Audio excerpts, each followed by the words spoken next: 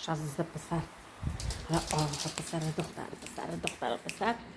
دختری و دختر چی؟ قربون دختر چی ماما؟ تو دختر داری حالا یه دونه دیگه یه دونه پسر داریم.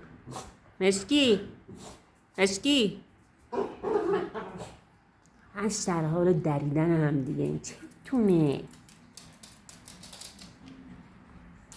پنبه بیا پنبه بیا.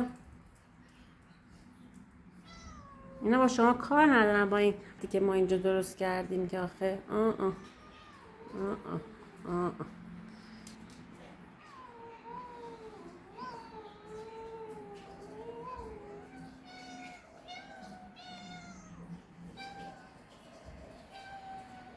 قربونت برم تو سالجویی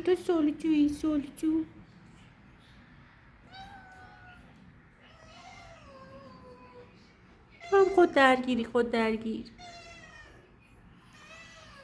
پنبه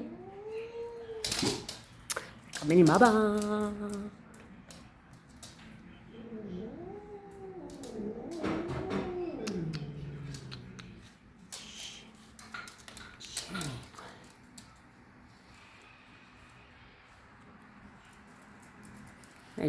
یه دونه پسر افتادی وسط قهرا جانا، همش دنبال خوردنی.